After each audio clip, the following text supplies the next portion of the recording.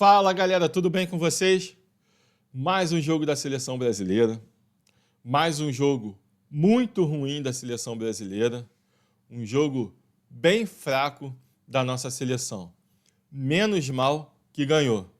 Dá uma respirada ali na tabela das eliminatórias, sobe um pouquinho, vai para quarto lugar, para a gente ver o nível de como é essa eliminatória sul-americana, né? É tão baixo o nível que o time que estava lá embaixo, o Brasil estava em sétimo, ganha um jogo, já fica em quarto. Se ganhar do Peru, que é o que a gente espera que aconteça, que é o pior time dessa eliminatória, aí já praticamente já garante nessa classificação, porque numa eliminatória que tem 10 times competindo, 6 se classificam direto e um ainda tem a direito à repescagem. Então, muito difícil não se classificar para a Copa do Mundo. Mas antes da gente falar do jogo, eu quero te pedir mais uma vez, se inscreva no canal, deixe o seu like e compartilhe esse link com os amigos, beleza? Não esquece também de ativar o sininho. É importante para você receber as notificações dos próximos vídeos e continuar acompanhando o nosso trabalho, beleza? Então, não custa nada, de graça, se inscreve aí, deixa o seu like, é muito importante para o YouTube recomendar esse vídeo para mais pessoas. Bem, galera, uma seleção, mais uma vez, um jogo pífio, uma seleção que a gente não vê nenhum padrão de jogo, nenhum padrão tático, as peças colocadas em campo num determinado formato, um 4-3-3 ali, um monte de gente fora da sua posição e, mais uma vez, um time lento, um time sem criatividade, um time sem intensidade alguma, um time que a gente não sabe o que vai acontecer durante a partida, né? Então, logo no primeiro minuto de jogo, uma falha geral do sistema defensivo do Brasil. O lado esquerdo da seleção deixou o atacante do Chile livre lá pela ponta direita. Ele cruzou, aí mais uma falha de Danilo. Danilo que já está com um carimbo aí negativo da torcida brasileira, da mídia brasileira. Eu não consigo entender o que aconteceu no meio do caminho para que o Danilo tivesse a faixa de capitão da seleção brasileira. Isso aí é uma coisa que precisa ser analisado, entendido o porquê o Danilo assumiu essa faixa. Não tem demonstrado nada para ser capitão da seleção brasileira. Futebol, menos ainda. Não dá para entender o que aconteceu. O que está acontecendo, né? O que aconteceu nesse meio tempo aí para ele assumir essa faixa? Lógico que nos bastidores muitas coisas acontecem. Ele é o porta-voz da seleção, ele é o dono da seleção na ausência do Neymar. Mas falando ali do lance em si, do gol do Chile, que foi logo com 1 minuto, ele falha na marcação do Vargas, o Vargas dá uma cabeçada bem fraca, uma cabeçada, um balãozinho, e o Ederson falha no gol também. Não teve explosão, demorou para reagir, era uma bola defensável e foi uma falha do Ederson. A verdade é essa, não tem como esconder, foi uma falha do Ederson também. Falha geral do sistema defensivo. Falhou o lado esquerdo, falhou o lado direito na virada de bola e falhou o Ederson. E aí, mais uma vez, uma coisa que não falhou foi o tipo de gol que mais acontece no futebol mundial no tempo atual. Bola cruzada no segundo pau e gol do time. Sempre tem, toda rodada de futebol, vai ter uma bola cruzada na segunda trave, que alguém vai chegar e vai fazer o gol. E hoje quem tomou esse gol foi a seleção brasileira. Então, com 1 minuto de jogo, 1-0 Chile, isso já dá uma desestabilizada na seleção brasileira e já quebra um pouquinho o esquema daquilo que o Dorival, de repente, estava pensando. Sabe-se lá o que ele estava pensando, sabe-se lá se ele tem alguma ideia para aplicar na seleção brasileira, porque a impressão que a gente tem é que ele está totalmente perdido, ele não sabe o que fazer, ele não sabe o que produzir com essa seleção brasileira, e isso está ficando cada vez mais claro, e já ficou bem claro que o Dorival é um bom treinador, mas a seleção é muito maior do que ele e ele está sentindo muito o peso de estar à frente da seleção brasileira. A impressão que a gente tem é que ele já sentiu que a seleção é muito grande para o tamanho dele, que ele não vai conseguir alcançar aquilo que precisa para fazer a seleção render. É quase... Só falta ele falar isso, que ele não tem condição de estar à frente da seleção brasileira. Ele está perdido, a verdade é que ele está perdido. Basta a gente ver o que tem acontecido nos jogos, as convocações que não têm critério algum, não tem segmento algum. Cada convocação são muitos nomes diferentes, com muitas características diferentes. Ele não achou um jeito para jogar, ele não achou um time para jogar. Então, cada jogo que ele faz, ele muda algumas peças, ele muda tenta mudar alguma forma de jogar.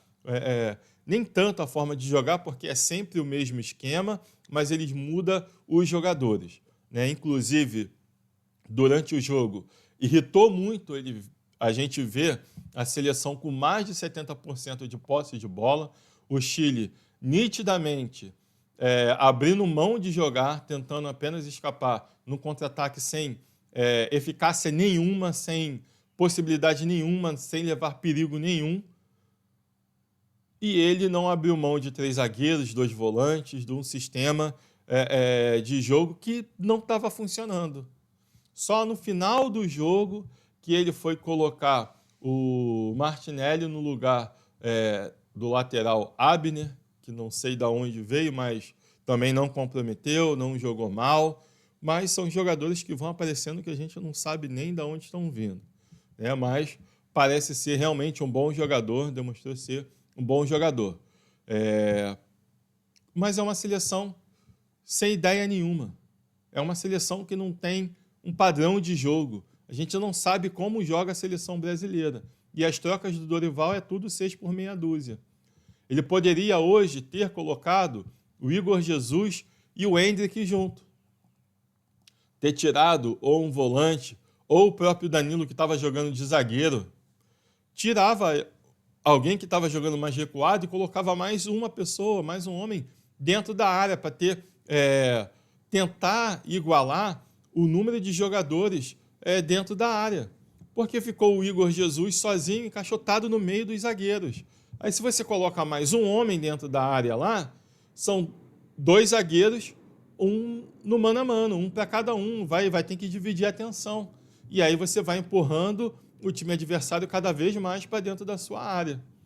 Mas parece que a gente realmente vê outro tipo de futebol e não é nada muito complicado. Existem coisas que são bem básicas, que todo mundo vê, menos quem está à beira do campo. Então é um time sem criação nenhuma. Ora estava o Rafinha um pouco mais recuado, ora estava o Rodrigo. Não tem como esperar criação desses jogadores, porque não é o estilo de jogo deles. O Rodrigo até um pouquinho mais, mas não é o estilo do Rodrigo. O Rodrigo ele se sente mais à vontade jogando nas pontas. Mas a hora ali, Dorival tentando colocar ele mais como um armador, tendo o Andréas no banco, o Gerson no banco, né? Enfim, é uma ideia fixa na mente dele, que não está produzindo nada e ele não muda. Então é um time muito lento, um time previsível, um time que não tem uma variação tática, não faz nada demais, nada de diferente e fica ali torcendo por uma jogada individual. No lance individual, alguém fazer alguma coisa. Hoje, o Paquetá muito mal, muito mal. Eu acho que o Paquetá não deveria jogar, né? Não porque ele está pela suspeita daquilo que ele está sendo condenado, não. Até me fugiu a palavra. Eu estou tão chateado com a seleção que está me fugindo algumas palavras. Mas pela acusação que está acontecendo ao Paquetá, das manipulações na casa de aposta, eu acho que ele não poderia jogar. Não porque eu acredito ou que eu acho que ele tem culpa nisso, Mas é porque nitidamente ele não está com cabeça para jogar futebol. Ele não está com cabeça, ele errou tudo hoje.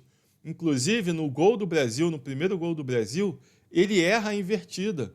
O Savinho salva em cima da linha do lateral, ele salva de cabeça, a bola vai no Danilo, o Danilo devolve no Savinho, e aí numa jogada individual do Savinho, ele cruza e o Igor Jesus, a primeira bola que ele recebeu em condição de finalizar, ele cabeceou para dentro do gol e o Brasil empatou o jogo. Isso já no final do primeiro tempo.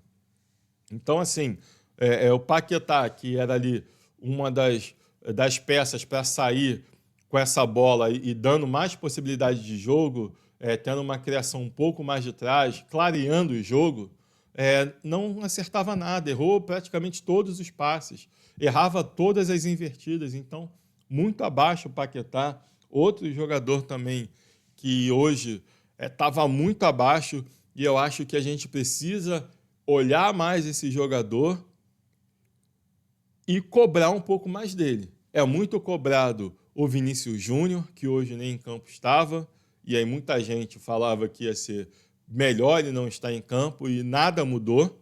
A gente vê que não é culpa só do jogador, porque nada mudou. Cobra-se muito até do Neymar, que nem na seleção está. Inclusive tem alguns acéfalos que falou que a culpa da seleção estar jogando mal até agora é por culpa do Neymar ainda. Enfim, tentam culpar o cara por tudo. Só que o camisa 10 da seleção, o Rodrigo, não está jogando nada na seleção. Ele não está rendendo na seleção e ninguém cobra ele. Por que que ele não pode ser cobrado? Por que que ninguém pode chegar para ele e falar assim, amigão, tu é o camisa 10 da seleção brasileira, da seleção mais pesada do mundo. Pode ter discussão qual é o time com mais torcida, pode ter discussão qual é o clube mais valioso, qual é o maior clube do mundo. A única coisa que não tem discussão no futebol mundial é que a camisa da seleção brasileira é a mais pesada do mundo. E a camisa 10 da seleção brasileira é a maior camisa de todos os tempos. É o que tem maior peso no futebol, é a camisa 10 da seleção brasileira. E quem veste essa camisa é o Rodrigo, e ele não está fazendo nada por merecer. Muito abaixo. No jogo de hoje, então, pelo amor de Deus. Teve um lance no segundo tempo que ele tentou dominar uma bola, que ele, até se ele dominasse certo, ia sair já em direção ao gol. Ele domina a bola para a lateral, ele mesmo fica se lamentando em campo. Ele estava sozinho, não tinha um jogador do Chile para atrapalhar ele, e ele, mesmo assim, ele conseguiu errar. Então, assim, muito, muito abaixo, uma seleção que não faz nada, que não produz nada, e fica ali, bola nos pontas para ver se ele faz uma jogada individual e consegue fazer um gol. O Brasil hoje, que deu só 3 chutes na direção do gol, 3 finalizações na direção do gol, 2 foram gol, né? Então produziu nada e ficou com 72% de posse de bola. A gente vê que fica com a bola e não produz nada. O Dorival, quando mexe no time, ele tira o Paquetá, que já tinha amarelo, tirou o André, que não estava muito bem hoje, e aí, mais uma vez, eu volto a falar. Aí é uma ideia minha de futebol, daquilo que eu penso de futebol. Quando você tem um time que um jogador, 2 jogadores não estão bem, estão jogando mal, culpa dos jogadores. Mas quando metade do time para cima está jogando mal, a culpa é do treinador. Paquetá mal. Rodrigo mal. Danilo muito mal. André não estava bem. Cara, Rodrigo, o Igor Jesus só fez o gol, mas isso não por culpa dos jogadores. Ou vai dizer que esse time que entrou em campo pela seleção brasileira é pior do que o Chile, é pior do que o Paraguai, é pior do que o Uruguai? Não é. Não é, não é. Não é. Não é pior. Esse time que entrou hoje da seleção brasileira não é pior nem do que a Argentina, que hoje empatou com a Venezuela. Não é. O problema não está nos jogadores, apesar de que os jogadores precisam chamar responsabilidade para si, mas o problema não está só ali. O problema é técnico. O problema da seleção brasileira, como na maioria dos clubes brasileiros, é técnico. Beleza? Então, uma seleção muito abaixo, que fica dependendo de jogadas individuais, como foram os gols de hoje. O segundo tempo todinho com a bola no pé, aí o Dorival mexe no time, tirando o Paquetá e o André. Só que, ele, mais uma vez, 6 por meia dúzia, ele colocou o Bruno Guimarães e o Gerson. E ao invés dele adiantar o Gerson, não, ele botou o Gerson de volante, do lado do Bruno Guimarães. Por que ele não adiantou o jogador? Por que ele não adiantou o time? Porque ele está com medo. Ele está com mais medo de perder do que vontade de ganhar. Essa é a verdade. Ele está com medo, ele não tem coragem de jogar como uma seleção brasileira.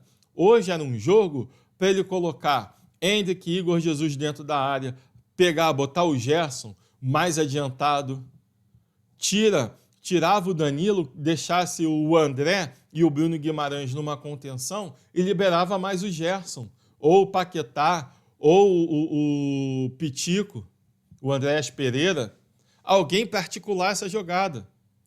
Mas ele não fez isso, porque ele tem medo de de ser mais ousado. Ele não tem coragem de botar o time para jogar para cima, sabe? Então, assim, uma seleção muito abaixo, o segundo tempo todinho rodando bola, rodando bola, rodando bola. O Rafinha, afobado demais. O lance do gol que ele estava impedido. Ali, Rafinha, pelo amor de Deus, você não começou ontem no futebol. Olha o zagueiro, cara. Você é milhões de vezes mais rápido do que todo o time do Chile. Você estava no meio do campo e você não soube dosar a hora de partir. Você não soube ver o momento de dar arrancada. Você saiu uns 2 segundos antes do que deveria. E não foi não lembro quem foi que deu o passe, ele não demorou. Você que se afobou e saiu antes.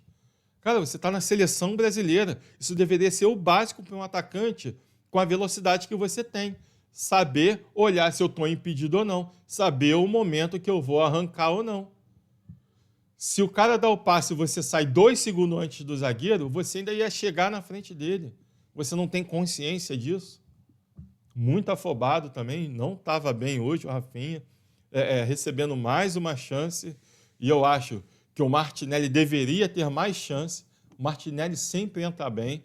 Hoje ele entrou bem de novo, não teve muito tempo para fazer alguma coisa, mas só o fato da entrada dele e o time ir mais para frente já deu a possibilidade do Brasil fazer o gol, porque ele levou o time do Chile mais para dentro da área. E aí, numa jogada individual do Luiz Henrique, ele tirou o primeiro marcador, tirou o segundo, ajeitou e chutou no canto lá do goleiro, bem fraquinho aquele goleiro do Chile, acho que é Cortez, bem fraquinho aquele goleiro, não teve culpa no gol, não ia ter como pegar o gol ali, o chute do Luiz Henrique, e o Brasil no final do segundo tempo, assim como tinha feito o primeiro gol no final do primeiro tempo, fez o gol no final do segundo tempo, pelo menos ganhou, precisa ganhar. Agora vamos ver se no jogo contra o Peru, que vai ser aqui no Brasil, se o Dorival ele vai ser tão covarde, tão medroso como ele vem sendo. Ele precisa fazer alguma coisa diferente, precisa ser mais ousado, porque esse é o DNA da seleção brasileira. Então, a classificação ficou da seguinte forma. A Argentina está em primeiro lugar, empatou hoje, né, com a Venezuela, com 19 pontos. Em segundo lugar, a Colômbia com 16 pontos. Uruguai com 15 pontos é o terceiro lugar, vai jogar amanhã ainda. Uruguai que explodiu lá uma crise dos jogadores reclamando muito do Bielsa. E pelo andar da carruagem, pelo aquilo que a gente já conhece do futebol, vai passar essa data FIFA e provavelmente o Uruguai vai trocar o técnico, porque são todos os jogadores reclamando do Bielsa. Né? É o louco Bielsa. Diz que ele distrata as pessoas, não trata bem, enfim. Quarto lugar, Brasil. Você vê que o Brasil estava lá embaixo, o Brasil estava com 10 pontos aqui atrás da Venezuela. Na Venezuela tinha 10 pontos também, mas foi para 13 pontos. Quarto lugar, Equador, com 12 pontos, é o quinto lugar. Depois vem, surpreendentemente, a Bolívia em sexto lugar, com 12 pontos também. E Venezuela em sétimo. Hoje iria para a repescagem, né, com 11 pontos. Paraguai em oitavo com 10 pontos. Aí vem o Chile. Sofrível essa seleção do Chile. E o Zamorano estava lá assistindo o jogo hoje na arquibancada, né? Jogava muito. E o Peru em último lugar com 3 pontos. É uma seleção também muito fraquinha, não ganhou nenhum jogo nessa eliminatória. Essa é a classificação. O Brasil dá uma respirada aí e espero que o Dorival consiga mudar aí o ânimo dessa seleção, fazer alguma coisa diferente. Mas, na real, eu acredito que o Dorival não fica na seleção brasileira para o ano que vem. Só fica se realmente não aparecer nenhuma oportunidade aí de técnico, né? Enfim. Mas, do jeito que está, não dá. Do jeito que está, não passa da primeira fase da Copa do Mundo em 2026. Precisa ter alguma coisa diferente. E a nossa esperança é a volta do Neymar, mas o Neymar voltando com o time do jeito que está, não vai adiantar, não vai mudar muita coisa, porque a gente sabe que ele vai subir o nível técnico da seleção, ele vai subir o nível da seleção, mas ele sozinho não vai conseguir carregar essa seleção nas costas. Beleza? Então, próximo jogo é no dia 15, daqui a 5 dias, tem um tempinho aí para treinar, e vamos ver o que o Dorival vai fazer. Se ele vai vir com mais do mesmo ou se ele vai mudar alguma coisa. Fato é que a gente vê nitidamente que ele está bem perdido, mas é seleção brasileira e a gente não vai desistir, não vai deixar de torcer para a nossa seleção. É isso aí, galera. Muito obrigado por ficar até aqui. Mais uma vez, não se esqueça, se inscreva no canal, deixe seu like e compartilhe esse link. Fui!